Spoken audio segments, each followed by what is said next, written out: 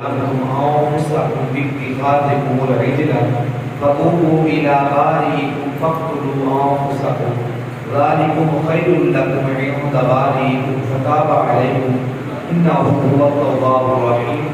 وقال الله تعالى في مقام آخر ولو أنهم إذ ظلموا أنفسهم جاءوك فاستغفروا الله واستغفر لهم الرسول لوجدوا الله توابا رحيما. صدق الله مولانا العظيم. مولاي صل وسلم دائما ابدا على حبيبك خير الخلق كلهم هو الحبيب الذي ترجى شفاعته بكل هول من الاحوال مقتحم.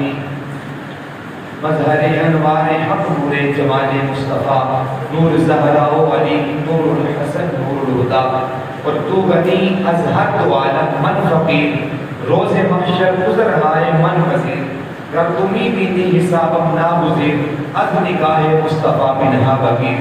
ان اللہ و ملائکتہ یصلون علی النبی یا ایھا الذین آمنوا صلوا علیہ وسلموا تسلیما. کوئی زبان خاموش نہ رہے, محبت الاسلام پڑھیے. الصلاۃ والسلام وعلی آلہ وصحبہ یا حبیب اللہ. حدیث پاک سماعت فرما دیں. امام سخاوی رحمۃ اللہ تعالی علیہ آپ نے اپنی کتاب القول البدیع کے اندر اس حدیث پاک کو نقل فرمایا ہے. فرماتے ہیں کہ بے شک مفہوم پیش کر رہا ہوں, بے شک اللہ تعالیٰ نے ایک ایسا فرشتہ پیدا فرمایا ہے جس کے دو بڑے بڑے پر ہیں. اس کے اتنے بڑے بڑے پر ہیں, اگر وہ اس طرح اپنے پر کھولتا ہے تو ایک اس کا پر مشرق کے کنارے کو چھوتا ہے, دوسرا مغرب کے کنارے کو چھوتا ہے. اتنے بڑے پروں والا اللہ نے فرشتہ پیدا فرمایا ہے. اللہ کے نبی وہ فرشتہ کیا کرتا ہے؟ کچھ فرشتے ایسے ہیں جو رکوع کرتے ہیں, قیام کرتے ہیں, تسبیح کرتے ہیں, تحلیل کرتے ہیں, سجود کرتے ہیں, اتحیات کی شکل میں بیٹھتے ہیں. مولا کریم کی حکم کے مطابق جس طرح ڈیوٹی ہے اپنی اپنی ڈیوٹی انجام دیتے ہیں. قبلی والیا وہ اتنے بڑے پروں والا فرشتہ کیا کرتا ہے؟ سرکار نے ارشاد فرمایا وہ فرشتہ رحمت الہی کے سمندر میں غوطہ لگاتا ہے. رحمت الہی کے سمندر میں غوطہ لگاتا ہے. جب غوطہ لگا کے باہر نکلتا ہے, اس کے پروں سے, اس کے جسم سے جتنے پانی کے قطرے نکلتے ہیں, اللہ پھر ہر قطرے سے ایک فرشتہ پیدا فرماتا ہے. ہر قطرے سے ایک فرشتہ پیدا فرماتا ہے. سونیا ان فرشتوں کی ڈیوٹی کیا ہے, وہ کیا کرتے ہیں؟ رب کائنات نے نبی رحمت صلی اللہ علیہ وسلم نے ارشاد فرمایا وہ جو اتنے زیادہ پیدا ہونے والے فرشتے ہیں ان کی اللہ نے صرف ایک ڈیوٹی لگائی ہے کہ جو بندہ بھی محبوب کائنات پر محبت سے درود پاک پڑھتا ہے, رب کائنات فرماتا ہے اے بڑے پر والے فرشتے تو نے بھی اور تیرے پروں سے جتنے پیدا ہوئے ہیں تم سب کی یہ ڈیوٹی ہے میرے اس محبوب کے امتی کے لیے قیامت تک تم نے بخشش کی دعا مانگتے رہنا. یہ درود پاک کوئی عام عبادت نہیں, بڑی اعلیٰ عبادت ہے. محبت سے ذرا مل کے پھر ہاتھ دے لگوائیے. السلام علیکم یا سیدی وعلی آلہ وصحبہ یا سیدی نور من نور اللہ.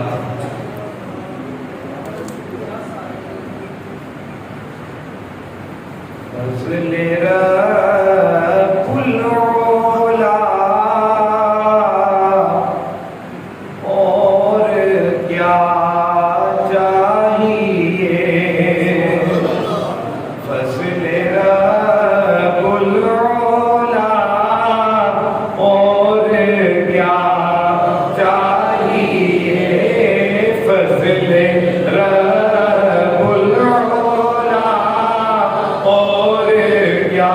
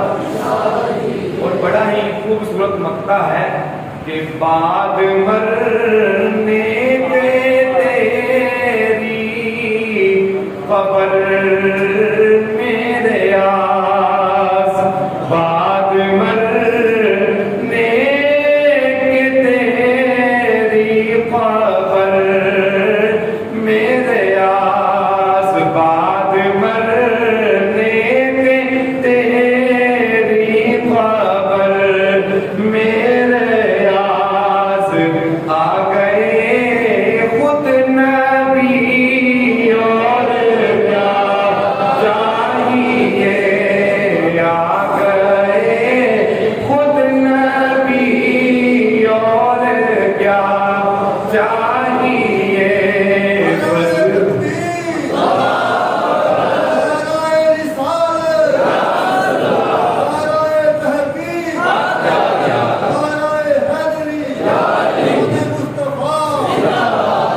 آ گئے خود نبی اور کیا چاہیے، فضل رب العلا اور کیا چاہیے، مل گئے مصطفیٰ اور کیا چاہیے۔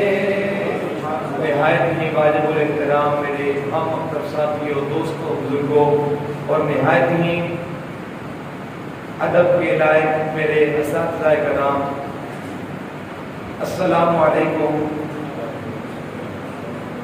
یہ بڑی اعزاز کی بات ہے کہ مجھے میرے استاد محترم نے اپنی بارگاہ میں ایک مرتبہ پھر سبق سنانے کا موقع عطا کیا ہے۔ میں سبق سنانے کے لیے حاضر ہوں۔ دعا ہے اللہ تعالیٰ ہمارا بیٹھنا بٹھانا اپنی بارگاہ میں شرف قبولیت عطا فرمائے، اور اللہ وحدہ لا شریک بابرکت رات کا صدقہ ہمارے صغیرہ کبیرہ گناہ معاف فرمائے، اور جتنی زندگی باقی ہے محبوب کائنات صلی اللہ علیہ وسلم کے نقش قدم پر عمل کر کے گزارنے کی توفیق عطا فرمائے۔ عزیزان جی وقار، میں نے قرآن پاک کے دو حصوں سے، دو جگہ سے ایک آیت کریمہ تلاوت کرنے کا شرف حاصل کیا ہے۔ چونکہ یہ رات بخشش کی رات ہے، اپنے گناہوں پر شرمندگی اٹھاتے ہوئے اپنے گناہوں سے معافی مانگنے کی رات ہے، تو آؤ پتہ کریں کہ اے اللہ وحدہ لا شریک، ہم معافی تو مانگنے آئے ہیں، لیکن یہ بتا دیجئے کہ معافی مانگنے کا انداز کیا ہونا چاہیے، معافی کیسے مانگنی چاہیے، معافی مانگنے کا سلیقہ کیا ہونا چاہیے۔ تو رب کائنات نے کیا ارشاد فرمایا؟ فرمایا وَلَوْ أَنَّهُمْ إِذْ ظَلَمُوا أَنفُسَهُمْ، میں محبوب اپنے غلاموں سے فرما دیجئے اگر یہ اپنی جان پر ظلم کر بیٹھے، جس کا مفہومی معنی ہے یہ گناہ گار ہو جائیں، سیاکار ہو جائیں، بدکار ہو جائیں، گناہ کر بیٹھیں، وَلَوْ أَنَّهُمْ إِذْ ظَلَمُوا أَنفُسَهُمْ، اگر یہ گناہ کر بیٹھے محبوب تیرے امتی، تو کیا کریں؟ جاؤ کا محبوب پھر تیرے در پہ آ جائیں، تیرے در پہ آ جائیں، فَاسْتَغْفِرُ اللَّهَ، محبوب تیری بارگاہ میں حاضر ہو کر اللہ کی بارگاہ میں بخشش کی دعا مانگے۔ یہ مفہوم پیش کر رہا ہوں، وَاسْتَغْفَرَ لَهُمُ الرَّسُولُ، محبوب جب یہ دعا مانگے کہ مولا میرا گناہ معاف فرما دے، میرے محبوب تو بھی ان کی سفارش فرما دے، محبوب تو بھی کہہ دے کہ مولا اب یہ نہ دیکھنا زمانے کا سیاکار ہے، بدکار ہے، بدعمال ہے، مولا یہ دیکھ تیرے محبوب کی بارگاہ میں آ گیا ہے، اپنے محبوب کا امتی سمجھ کے دعا محبوب تیری بارگاہ میں آ جائیں، جاؤ کا تیرے پاس آ جائیں، فاستغفر اللہ، اللہ سے بخشش طلب کریں، واستغفر لهم الرسول، میرا محبوب آپ کی ذات کو میرے اور اپنے درمیان وسیلہ بنا لیں۔ تو کیا فرمایا؟ لَوَجَدُ اللَّهَ تَوَّابًا رَحِيمًا، فرمایا محبوب جو آپ کا گناہگار امتی اس قاعدے پر عمل کرے کرے گا؟ فرمایا مجھ اللہ کو وہ بڑا ہی بخشنے والا مہربان پائے گا۔ یہ طریقہ ہمیں بتایا، یہ امت محمدیہ کو۔ اس سے تھوڑا سا پیچھے آ جائے، اللہ کے نبی جناب موسیٰ علیہ السلام جو آپ کے امتی تھے، جب جناب موسیٰ علیہ السلام کو اللہ تعالیٰ نے 40 راتوں کے لیے اپنے پاس بلایا، جناب موسیٰ علیہ السلام اپنے بھائی کو پیچھے انتظامی امور دے کر 40 راتوں کے لیے اللہ وحدہ لا شریک کی بارگاہ میں تشریف لے گئے، تو پیچھے قوم نے کیا کیا؟ آپ کے 40 دن جانے کے بعد قوم نے ایک بچڑے کو اپنا معبود مان لیا، بچڑے کو اپنا خدا مان لیا۔ جب آپ واپس لوٹ کے آئے 40 راتیں گزار کے، جو 40 راتوں کا وعدہ تھا، جب جناب موسیٰ علیہ السلام واپس لوٹ کے آئے، دیکھا کہ وہ قوم جسے آپ اللہ کی طرف راغب کر کے گئے تھے، آج وہ بچڑے کے سامنے سجدے کر رہی ہے، بچڑے کے سامنے اپنی حاجات پیش کر رہی ہے۔ تو جناب موسیٰ علیہ السلام نے کیا فرمایا؟ فرمایا اے میری قوم، تم نے اپنی جانوں پہ ظلم کر لیا ہے، تم نے اپنی جانوں پر ظلم کر لیا ہے۔ وَإِذْ قَالَ، پہلا پارہ، وَإِذْ قَالَ مُوسَىٰ لِقَوْمِهِ يَا قَوْمِ إِنَّكُمْ ظَلَمْتُمْ أَنفُسَكُمْ بِاتِّخَاذِكُمُ الْعِجْلَ، یہ جو تم نے میرے بعد بچڑے کو اپنا خدا مان لیا ہے، یہ تم نے اپنی جان پہ ظلم کر لیا ہے۔ اب آپ کی قوم نے عرض کی اے اللہ کے نبی موسیٰ، پھر بتائیں، ہم تو ظلم کر بیٹھے ہیں، ہم تو یہ گناہ عظیم کر بیٹھے ہیں۔ اے اللہ کے نبی موسیٰ علیہ السلام اب بتائیے ہمارے اس گناہ کی معافی کیسے مل سکتی ہے؟ ہمارے اس گناہ کی معافی کیسے مل سکتی ہے؟ گناہ ہو گیا ہم سے کہ ہم نے بچڑے کو خدا مان لیا، اب ہمیں کیسے گناہ سے معافی مل سکتی ہے؟ جناب موسیٰ علیہ السلام نے کیا فرمایا؟ فرمایا فَقْتُلُوا أَنفُسَكُمْ۔ جناب موسیٰ علیہ السلام نے فرمایا اب معافی کا طریقہ ایک ہے، معافی کا طریقہ ایک ہے۔ جناب موسیٰ کیا کرے؟ فرمایا جس نے گناہ کیا ہے اپنے آپ کو قتل کر دے، میرا خدا معاف فرما دے گا۔ اپنے آپ کو کیا کرے؟ اللہ کے نبی جناب موسیٰ علیہ السلام نے اپنی قوم سے مخاطب ہو کے فرمایا جس نے گناہ کر لیا ہے میرے جانے کے بعد، بچڑے کو اپنا خدا مان لیا ہے، بچڑے کے سامنے سجدے کر رہے ہیں، بچڑے کے سامنے اپنی حاجات پیش کر رہے ہیں، اللہ کے نبی موسیٰ علیہ السلام نے فرمایا اب تمہاری بخشش کا ایک ذریعہ ہے۔ اے اللہ کے نبی موسیٰ، ہم کیا کریں؟ ہمیں بتائیں، ہم اللہ کی بارگاہ سے معافی مانگنا چاہتے ہیں۔ جناب موسیٰ علیہ السلام نے فرمایا جس نے یہ گناہ کیا ہے وہ اپنے آپ کو قتل کر ڈالے، اپنی جان کو مار ڈالے، میرا خدا اس کی معافی قبول فرما لے گا۔ اب جناب موسیٰ نے جب یہ اعلان فرمایا اور جو لوگ اس گناہ کے اندر شریک تھے انہوں نے کیا کیا؟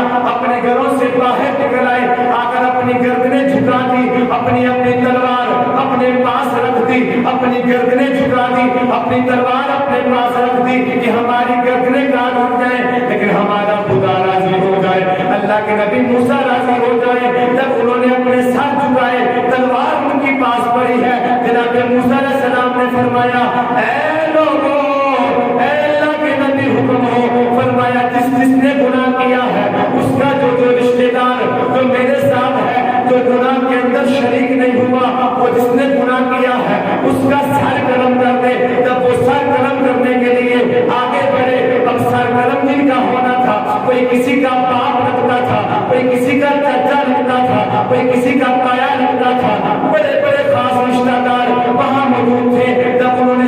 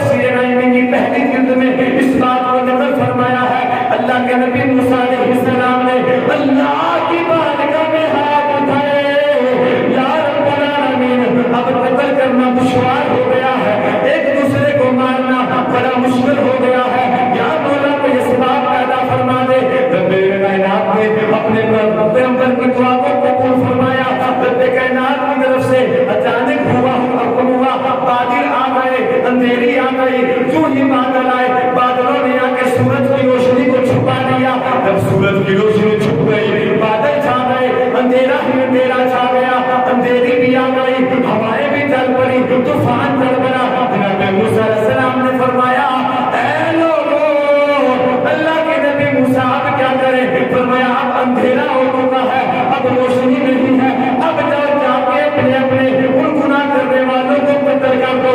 اب پتہ نہیں چلے گا اندھیرا ہے، پتہ نہیں چلے گا تمہارا باپ کون ہے، تمہارا دادا کون ہے، تمہارا چاچا کون ہے۔ اندھیرا ہو گیا ہے، سورج کی روشنی ختم ہو گئی ہے، اندھیرے کے اندر جا کے قتل کرنا شروع کر دو۔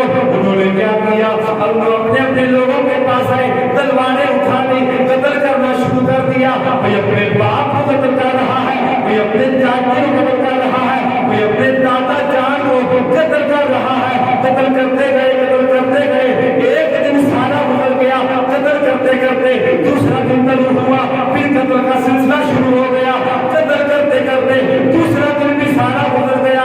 جب تیسرا دن آیا، پھر قتل کرنے کا سلسلہ شروع ہو گیا، تیسرا سارا دن بھی قتل کرتے کرتے گزر گیا۔ جب 3 دن مسلسل بنی اسرائیل کی گردنیں کاٹی گئی، جناب مفتی احمد یار کا مہندی لکھتے ہیں تقریباً 70,000 بندہ 70,000 بندہ قتل ہو گیا، 70,000 بندے کی گردن اتار دی گئی۔ جو بڑی بڑی جو عورتیں تھیں، وہ عورتیں جناب موسیٰ کے پاس آئی، آ کر کہنے لگی اے اللہ کے نبی موسیٰ علیہ السلام، اگر یہی سلسلہ چلتا رہا، ہر روز قتل و غارت ہوتی رہی، ایک وقت آئے گا ہماری قوم ختم ہو جائے گی، ہمارا قبیلہ ختم ہو جائے گا، ہماری اجداد ختم ہو جائیں گے۔ اللہ کے نبی اللہ کی بارگاہ میں دعا کریں اللہ تعالیٰ ہمیں معافی عطا فرما دے، ہماری قتل و غارت ختم ہو جائے۔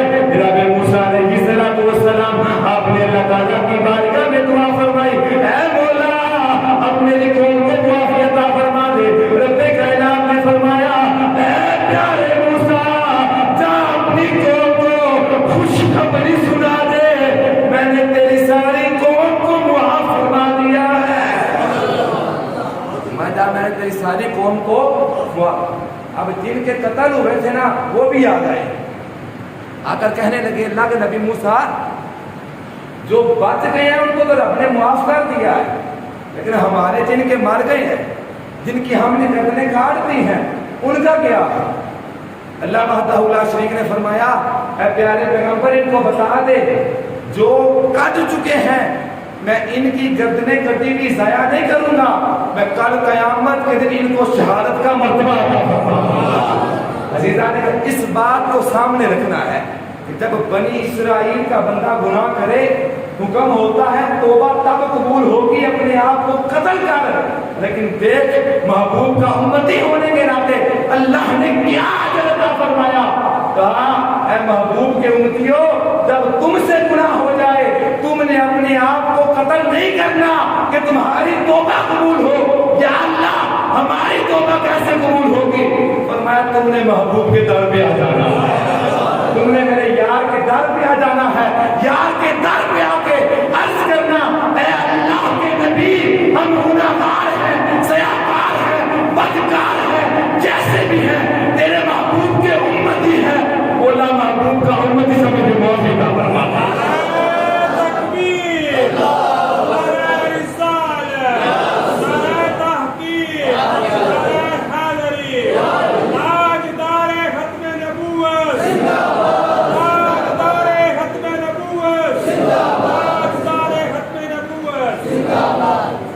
اب پھر یہاں تک کی بات کی سمجھ آ گئی کہ اگر معافی ملنی ہے تو وہ بھی محبوب کے در سے ملنی ہے، اگر رزق ملنا ہے محبوب کے در سے ملنا ہے، اگر زندگی ملنی ہے محبوب کے در سے ملنی ہے۔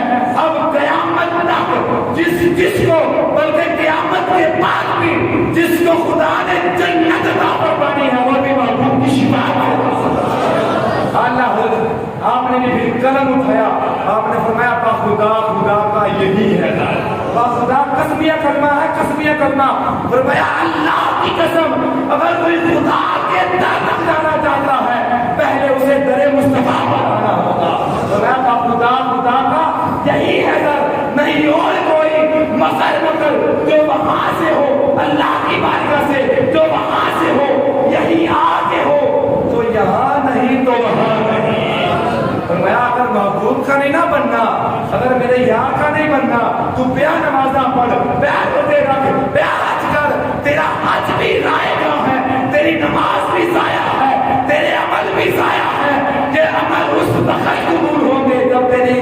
اندر محمد مصطفیٰ کی غلامی کا فتح۔ عزیزان گرامی، اب توجہ فرمانی ہے، یہاں میں بات کو ختم کرنے والا ہوں۔ یہاں عقیدے کی بھی بات کرنی ہے اور عقیدے کے ساتھ ساتھ یہ بتانا ہے کہ صرف یہ بات نہیں بندہ محبوب کے در پہ آ جائے، نہیں، جو سچے دل سے غلام بن کے مصطفیٰ کے در پہ گیا، اس نے جو کچھ مانگا اس کو اللہ نے وہ کچھ عطا کیا۔ صرف بات کرتا ہوں، توجہ فرمانی ہے۔ اور صرف اب یہاں پہ کچھ بگڑے لوگ کہتے ہیں کہ جب نبی مر گیا وہ بھی بات ختم ہو گئی، اب وہاں جانے سے کیا ملتا ہے؟ سیدھا بیت اللہ کا احاطہ کر کے جاؤ، اللہ کے گھر کا طواف کرو، صفا مروا کی سعی کرو، حجر اسود کا بوسہ لو، مقام ابراہیم پہ نفل پڑھو، محبوب کے در کا ارادہ نہ کرو، واپس آ جاؤ۔ ہم کہتے ہیں نہیں، حج ہوتا کعبے کے اندر ہے، قبول مصطفیٰ کے در پہ ہوگا۔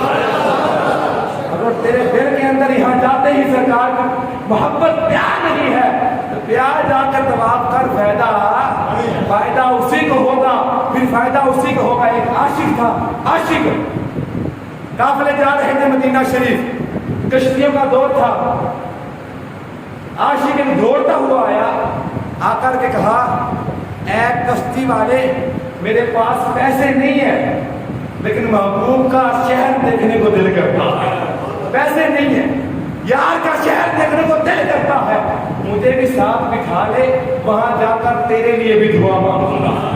اب کیپٹن تھا، کشتی کا بول کر کہنے لگا کہ ولاقتی اینڈ بھی ہوئے ہے، بغیر پیسے تو تینوں نال با کے لے جا، میں تے سیٹ ٹکٹ نہ دینی ہے، پیسے ہیں نہیں تے لے جاؤں گا، نہیں تے نہیں لے جاؤں گا۔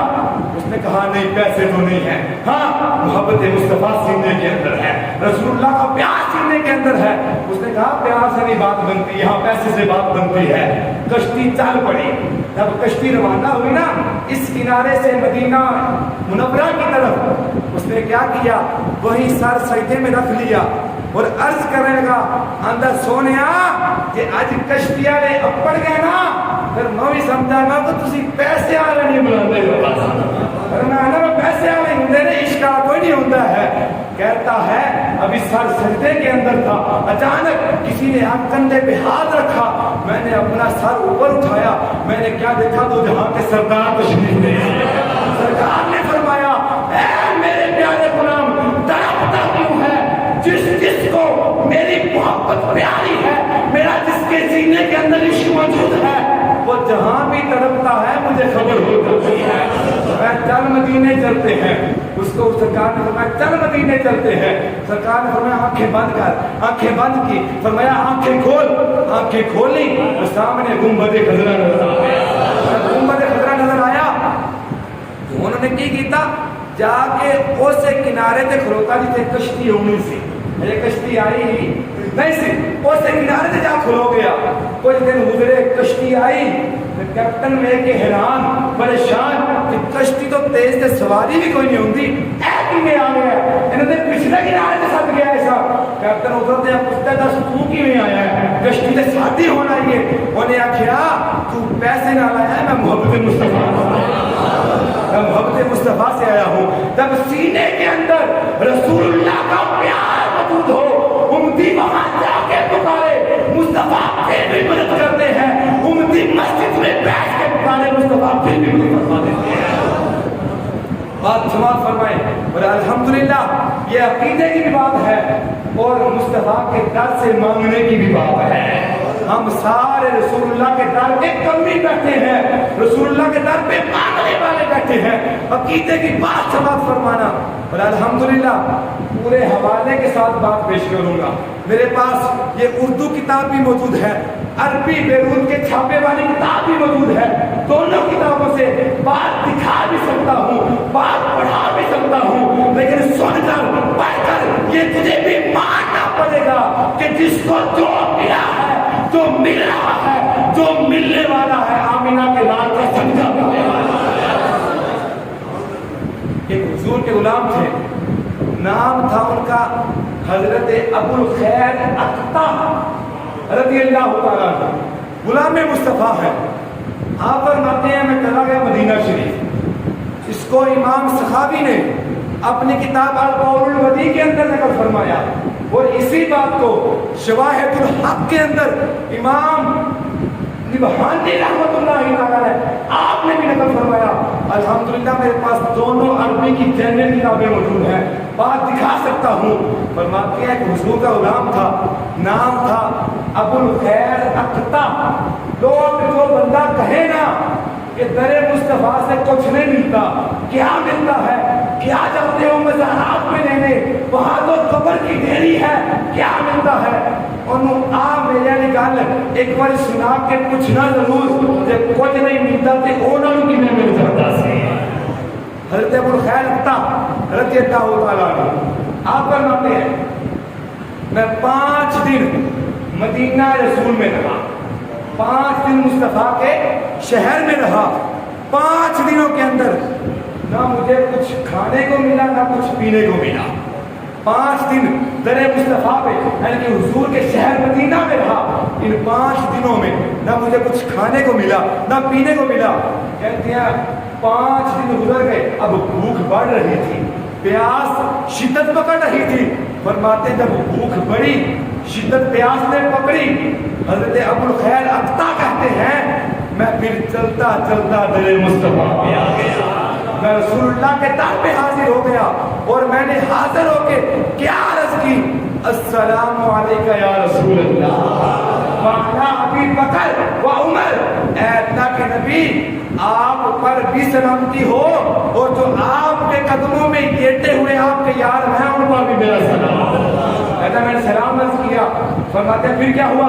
کہتے ہیں سلام عرض کرنے کے بعد میں نے چپ کرنا مٹھی دیر کی تھی، آنا ضعیف کا اللیلہ، کیا سونیا 5 دن رہا مدینے، نہ کسے روٹی دیتی نہ کسے پانی دیتا ہے، آنا ضعیف کا اللیلہ، سونیا آج مہمان تیرا، حضور آج مہمان آپ کا ہوں، آج آپ کے در پہ آ گیا ہوں، کملی والے آپ کمائیں گا تے کھا لگا نہیں تے بھوکا نہ کرو، یہاں آ گیا ہوں، مزار پہ جا کے بیٹھ گیا، حضور کے گنبد خضرا میں جا کے بیٹھ گیا، اور اس کی انا ضعیف فقان لیلا، حضور میں آپ کا مہمان ہوں، مجھے عطا فرمائیے، کھانا بھی کھلائیے پانی بھی پلائیے۔ کہتے ہیں میں نے یہ عرض کی، فتنحیت، کہتے ہیں یہ بات کر کے نا میں سرکار کے روزے سے دور ہٹا، وَنِمْتُ خَلْفَ الْمِنْبَرِ، میں مصطفیٰ کے منبر کے نیچے جا کے سو گیا۔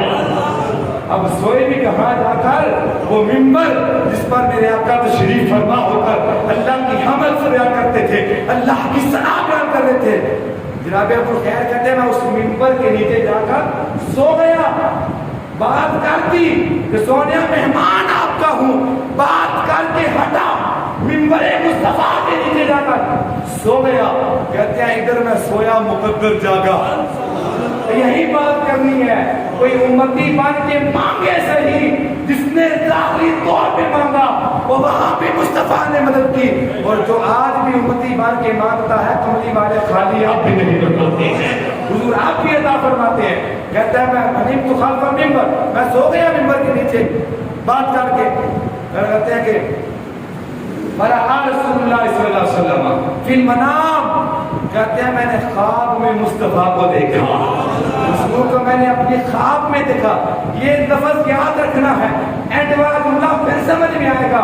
فنام، کہتے ہیں میں نے اپنی خواب کے اندر رسول اللہ کو دیکھا، کیا عالم تھا؟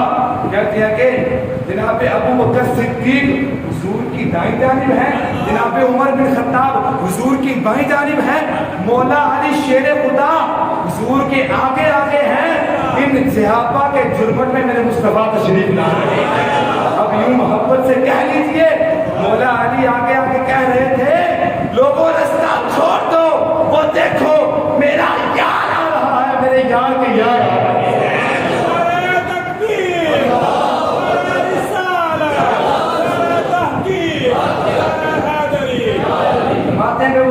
چاروں ہستیاں آئیں، جو ہی میرے پاس پہنچی نا، میرے سرکار ابھی دور تھے، سرکار ابھی دور تھے، مولا علی پاک دوڑتے ہوئے میرے پاس آئے، فحرکنی علیکن فجاء رسول اللہ صلی اللہ علیہ وسلم، کہتے ہیں مولا علی پاک آگے نا اینج کر کے میں نے ہلایا، باہر رکھا نہیں. مولا علی پگ ہلا کے آخیا وہ اللہ دیا بندیا جب درے مصطفیٰ تو مانگ لئیے پھر سومیدہ نہیں مانگ کے سومیدہ نہیں. اے وہ در ہے جہاں پہ لیٹ نہیں ہوتی مصطفیٰ فوراً فرما دیتے ہیں.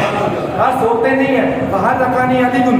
مولا علی نے مجھے ہلایا اٹھایا کہا اٹھ مجھے نہیں پتا مصطفیٰ آ گئے ہیں حضور آ گئے ہیں. کہتا ہے جناب ابو خیر کہتے ہیں میں دوڑ کے اوپر اٹھا. جب میں نے اٹھ کے دیکھا مولا علی کو سلام کیا سامنے حضور آئے. میں نے حضور کی بارگاہ میں سلام کیا. جناب صدیق اکبر کو سلام کیا. جناب عمر بن خطاب کو سلام کیا. سلام عرض کرنے کے بعد میں عرض کی تھی سونیا کہ اجازت دے ہو تو آجا متھا نہ چملا سوری جائے اجازت تو میں متھا نہ چملا. سرکار نے فرمایا اب یہاں میرا عشق کہتا ہے کہ اب جو اسے بھوک لگی تھی پیاس لگی تھی وہ تو پہلی نظر پڑنے پر ہی مٹ گئی ہوگی. کیوں کہ سورہ یوسف پڑھ کر دیکھیے تفسیر تبیان القرآن علامہ غلام رسول سعیدی رحمۃ اللہ تعالیٰ علیہ آپ لکھتے ہیں اپنی تفسیر کے اندر فرماتے ہیں جب جناب یوسف علیہ السلام کے ظاہری دور مقدس میں کہہ بولا ان سے کیا کہوں. رب کائنات نے فرمایا جناب یوسف جڑا ہون تک پردہ پایا نا تیرے تے اے چک دیو اے پردہ چک دیو. بولا پھر کیا ہوگا. فرمایا یوسف جو تیرا چہرہ دیکھ لے گا 3 مہینے نہ بھوک لگے گی نہ پیاس لگے گی. میں نے کہا یہ وہ جناب یوسف ہیں جو اقصا میں معراج کی رات مصطفیٰ کے پیچھے مقتدی بن کے کھڑے تھے. جب مقتدی کو دیکھے بندہ 3 مہینے بھوک پیاس نہ لگے تو سوچو امام کی شان کا جن کے صدقے سے جناب یوسف کو نبوت ملی جناب یوسف کو حسن ملا پھر اس مصطفیٰ کی شان کا کیا ہوگا. یہ میرا عشق کہتا ہے کہ بھوک تو دیکھ کر ہی مٹ گئی ہوگی لیکن کھڑے ہوئے سونیا حکم ہوئے میں متھا چملا. سرکار نے فرمایا چومو. کہتے ہیں میں سرکار کا متھا چومیا. میں متھا چوم کے میں فارغ ہوا. سرکار نے فرمایا بیٹھ جا. جناب ابو خیر کہتے ہیں میں بیٹھ گیا. مصطفیٰ میرے سامنے بیٹھ گئے. وہ تینوں یار بھی بیٹھ گئے. سرکار نے اس طرح چکی کالی کملی کدی روٹی سرکار نے چکی کالی کملی سرکار نے اس طرح روٹی باہر نکالی. سرکار نے فرمایا اے ہوئی منگی سی نا یہی مانگ کے سویا تھا. سرکار نے روٹی نکالی. جناب ابو خیر رفتہ کہتے ہیں سرکار سامنے ہے میں سامنے بیٹھا ہوں. سرکار لقمہ بنا کے مجھے کھلاتے گئے. سرکار لقمہ بناتے گئے میں کھاتا گیا. سرکار کھلاتے گئے میں کھاتا گیا. کہتے ہیں کہ کھاتا کھاتا میں نے خواب کیا. یہ میں نے کہا تھا بات یاد رکھنی ہے یہ خواب کے اندر کی بات ہے. اب اگر یہ بات یاد رہی تو اینڈ والا نقطہ سمجھ میں آئے گا. یہی بات بنیاد بنا کر کبھی ان غیروں سے پوچھنا جو کہتے ہیں کہ کیا دیتے ہیں. پیر سید نصیر الدین نصیر شاہ صاحب رحمۃ اللہ علیہ آپ نے فرما دیا فرمایا کہ اب تنگی داماں پہ نہ جا اور کچھ مانگ.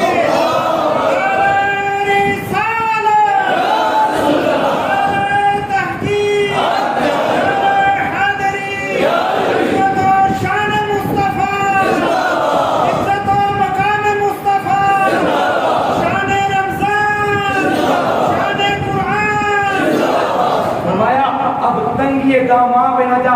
میں ہونے نا سونے میرا دامن تانگے خیرات تو کیے. فرمایا اب تنگیے داماں پہ نہ جا اور بھی کچھ مانگ. آج وہ مائل باتا اور ہی کچھ مانگ. چولی کی میری تنگ تھی کیا مانگتا ان سے وہ تو کہتے رہے مانگ مانگ اور بھی کچھ مانگ. اور جو لوگ یہ کہتے ہیں کرم ان کا ہے محدود فرماتے ہیں ان لوگوں کی باتوں پہ نہ جاؤ. دھیان نہیں کرنا کیوں کہ جناب حضرت حذیفہ رضی اللہ تعالیٰ عنہ آپ کسریٰ بادشاہ دربار میں بیٹھ کے روٹی پہ کھان. جناب حذیفہ رضی اللہ تعالیٰ عنہ کسریٰ دا محل ہے آپ روٹی کھا رہے ہیں. وزیر بھی نال مشیر بھی نال بادشاہ بھی نال ہے. جناب حضرت حذیفہ کھاندیا نا تو لقمہ دسترخوان پہ ڈگ گیا. جو لقمہ آپ دسترخوان پہ ٹکیا نا جناب حذیفہ نے وہ لقمہ چکیا صاف کر کے کھا لیا. میرے نال وزیر صاحب نا وہ بولے ہونا کیا حذیفہ پتا نہیں ہے بادشاہی دسترخوان ہے جرا لقمہ ڈگ جائے وہ نہیں چکیدا نواں کھانا سامنے پہ آئے وہ تو کھا لے. جناب حذیفہ کہنے لگے وہ لوگو میں تواڈے بدھواں دے آکھے لا کے مصطفیٰ دی سنت چاہتے ہیں سرکار دا پیار کرتے ہیں. پھر یہی بات ہم نے بھی ذہن میں رکھنی ہے کہ جو کہتے ہیں اتنا کرم ہے اتنا کرم ہے اتنا علم ہے نور نہیں بشر نہیں جو باتیں کرتے ہیں. کبیر سے پوچھو تو نے قبر میں آنا ہے تو نے حشر میں آنا ہے تو نے شفاعت کرنی ہے کہے گا نہیں نہ میں قبر میں آؤں گا نہ میں حشر میں آؤں گا نہ میں شفاعت کروں گا. تو کہو پھر ہم کیوں نہ اسے یاد کریں جب بھائی چھوڑ کے واپس بہن چھوڑ کے واپس باپ چھوڑ کے واپس یار چھوڑ کے واپس جہاں سب چھوڑ کے آ جاتے ہیں مصطفیٰ کیوں میں مصطفیٰ کا ذکر کرنا چھوڑ دوں کیوں مانگنا چھوڑ دوں. فرماتے ہیں سرکار نے کالی کملی سے نکالی روٹی سرکار کھلاتے گئے میں کھاتا گیا خواب کا منظر ہے. فرماتے ہیں کھاتے کھاتے نا میں نے آدھی روٹی کھا لی. فرماتے ہیں پھر کیا ہوا آدھی روٹی جب میں نے کھا لی مجھے آ گئی جاگ میری آنکھیں کھلی مجھے جاگ آ گئی. کہتے ہیں تو ہی مجھے جاگ آئی نا واللہ نصفہ فی یدی یہ لفظ نہ ہو میں ذمہ دار ہوں. کہتے ہیں سرکار کھلاتے گئے میں کھاتا گیا میں آدھی روٹی کھا گیا مجھے آ گئی جاگ. فرماتے ہیں اللہ کی قسم آدھی مصطفیٰ خواب میں کھلا گئے تھے جب آنکھ کھلی میں نے دیکھا آدھی میرے ہاتھ میں پڑی ہوئی تھی. کہتا ہے کیا کہتے ہیں اس کو ایک مرتبہ یہ بات بتا کے ضرور پوچھنا اگر کچھ نہیں نہ ملتا وہ ادھی کی دھواں گئی وہ آدھی مصطفیٰ کی. تو پتا چلا رب نے یوں نہیں فرمایا کہ گناہ ہو جائے میرے یار کے دور پہ آ جایا کرو یوں نہیں فرمایا. بڑی حکمتیں ہیں اس کے اندر. کیوں کہ جو محبوب کے در پہ آ جاتا ہے اللہ تعالیٰ اس کو جلدی نامہ سکھا دیتا ہے. اور آخری چھوٹی سی بات یہ بھی امام صحابی کی کتاب سے پیش کر کے بات مکمل کرتا ہوں کہ جو حضور کو پکارے دنیا پہ رہ کے پکارے یا قبر میں جا کے پکارے سرکار دنیا پہ رہتے ہوئے بھی آتے ہیں سرکار قبر میں بھی آتے ہیں. اس بات کا حوالہ میرے پاس موجود ہے جو دیکھنا چاہتا ہے دکھا سکتا ہوں. پتا نہیں ان عقل کے اندھوں کو یہ باتیں کیوں نظر نہیں آتی پر جو عاشق بن کے قرآن کھولتا ہے مصطفیٰ کا فرمان کھولتا ہے اسے وہاں یا احکام الہی نظر آتے ہیں یا مصطفیٰ کے احکام نظر آتے ہیں. کہتے ہیں امام سخاوی نے نقل کیا فرماتے ہیں شہر فاس ایک شہر ہے جس کا نام ہے فاس فا الف سین فاس.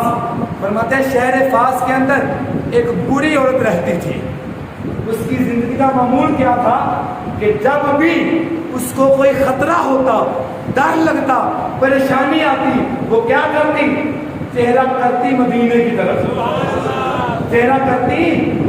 کی طرف اس طرح اپنے آپ سے رہنا اپنے آپ اس طرح اکھا تے رکھ کے انہیں آنا سونیا پریشانی آ گئی ہے حضور پریشانی آ گئی ہے حضور ڈر آ گیا سونیا مدد فرماؤ نا آ کے میری. کہتے ہیں ہجو نے اپنی اکھا کو ہاتھ چکنا نہ مصطفیٰ نے آ کے ان کی پریشانی حل کر دی. فرماتے ہیں کیا ہوا اس عورت کا ہو گیا وصال وہ ہو گئی فوت وصال ہو گیا. تو جو لوگ تھے کفن دفن کیا اس کو قبر میں دفنا کے واپس آئے. کچھ دنوں کے بعد اپنے ایک بھتیجے کے خواب میں وہ آئی بھتیجے کے خواب میں. تو بھتیجا پوچھنے لگا چاچی کہاں ہاں بیٹا کیا پتا لگا ہے قبر بڑی اندھیری ہوتی ہے تو قبر کے اندر ہے چاچی پتا لگ گیا قبر بڑی اندھیری ہوتی ہے. چاچیا کھلکی ہو چاچا کھلکی ہو راستے جڑے آنے نے اینی کو شان ہے چاچا کھلکی نیرے ہو راستے نے میں تو جب کی قبر پہ آئی ہوں مجھے تو روشنی نظر آتا ہے مجھے تو چاندن نظر آتا ہے. تو کہا چاچی یہ بھی سنا ہے جب ہم قبر والے کو قبر میں رکھ کے آ جاتے ہیں، دو فرشتے، ایک کا نام ہے منکر، دوسرے کا نام ہے نکیر، وہ دونوں بڑے بڑے دانت ہیں اور ان کی آنکھوں میں آگ کے شعلے بل رہے ہیں۔ چاچی وہ بڑی ڈرونی شکل میں اپنے دانتوں سے زمین چیرتے ہوئے قبر میں آ جاتے ہیں۔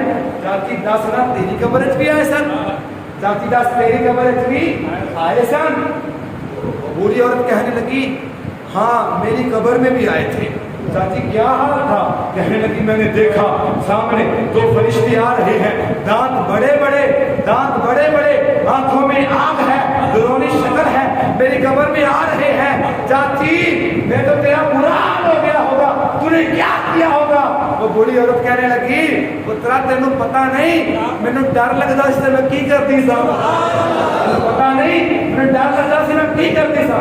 ہاں چاچی یاد آیا، ڈر لگدا ایک تو مدینے منہ کر کے اینج کر کے آتی ہے اے اللہ دے نبی مدد فرماؤ۔ ہاں جی پھر کی ہونا سی؟ جس طرح وہ میری قبر میں دونوں آئے میں گھبرائی، میں پریشان ہوئی، کہتی ہے میں اٹھ کے بیٹھی، کر لیا پھر مدینے کر لیا مدینے کی طرف منہ اور اپنی آنکھوں میں رکھ لیے ہاتھ۔ میں نے کہا مصطفیٰ اے حسنین کے نانا، رب زہرا کے بابا، مولا علی کے پیر، جس طرح دنیا میں میرا ساتھ دیتے تھے سونیا قبر اتنی بسیاں اتنی بھی آگے چھڑا حضور آئے بھی تشریف لے آؤ۔ آنتی ہے کھا ہاتھ رکھیا سی اے جملے بولے، میں اپنا ہاتھ تھلے لایا، انہیں کیا ہونا کی سی؟ چاچی پھر کی ہویا کیا ہونا کی سی؟ جنہیں میں ہاتھ چکیا وہ جا چکے ہیں، وہ آ چکے تھے، فرشتے جا چکے تھے، مصطفیٰ آ چکے تھے۔ پتا چلا جو رب کائنات نے فرمایا ہے وَلَوْ أَنَّهُمْ إِذْ ظَلَمُوا أَنفُسَهُمْ جَاءُوكَ فَاسْتَغْفَرُوا اللَّهَ وَاسْتَغْفَرَ لَهُمُ الرَّسُولُ لَوَجَدُوا اللَّهَ تَوَّابًا رَحِيمًا۔ جو اللہ تعالیٰ نے فرمایا ہے نا، اگر گناہ ہو جائے، غلطی ہو جائے، اپنی جان پر ظلم کر بیٹھو تو محبوب کے در پر آ جایا کرو۔ یہ کوئی عام بات نہیں، یہ بڑی حکمت والی ہے۔ حکمتیں میں نے بتا دی ہیں کہ جو بندہ جب بھی، جس وقت بھی، جس حال میں بھی غلام مصطفیٰ ہو، مصطفیٰ کو پکارتا ہے، آقا اسی وقت مدد فرما دیتے ہیں۔ اور بالکل اسی طرح آج کی رات لیلۃ القدر کی رات ہے۔ اگر ہم سیاکار ہیں، گناہ گار ہیں، بدکار ہیں، اگر ہم چاہتے ہیں کہ ہم اپنے گناہوں کی تلافی کریں تو آ جاؤ حضور کی بارگاہ میں اور عرض کرو یہی بیٹھ کر سونیا آپ کا امتی ہوں، سونیا آپ کا غلام ہوں، اے مولا میری طرف نہ دیکھ، اپنے یار کو دیکھ، اس کا امتی سمجھ کے مجھے معاف فرما دے۔ یقیناً جب حضور کا وسیلہ آ جائے گا پھر بات بن جاتی ہے، کیوں کہ خاک سورج سے اندھیروں کا ازالہ ہوگا، آپ آئیں گے میرے گھر میں تو اجالا ہوگا، عشق سرکار کی ایک شمع جلال ہو دل میں، بعد مرنے کے قبر میں بھی اجالا ہوگا، اور جب بھی مانگو تو وسیلہ نبی کے مانگو، کیوں کہ ان کے صدقے سے کرم اور دبالا ہوگا۔ حضور کا وسیلہ درمیان میں لے آئیں گے، مولا اپنے محبوب کا امتی سمجھ کے معاف فرما دے، پھر کرم اور دبالا ہوگا، پھر تو دن ہوگا، رات ہوگا، گھر ہوگا، باہر ہوگا، جہاں بھی جائے گا رحمت الہی کی بارش ہوتی رہے گی۔ اللہ کی بارگاہ میں دعا ہے اللہ تعالیٰ اپنے محبوب کائنات صلی اللہ علیہ وسلم کے صدقے سے ہماری سابقہ زندگی کی خطائیں معاف فرمائے، اور اللہ تعالیٰ جتنی زندگی باقی ہے سرکار دو جہاں صلی اللہ علیہ وسلم کی نقش قدم پہ، حضور کے صحابہ کرام کے نقش قدم پہ عمل کر کے گزارنے کی توفیق عطا فرمائے۔ وما علیہ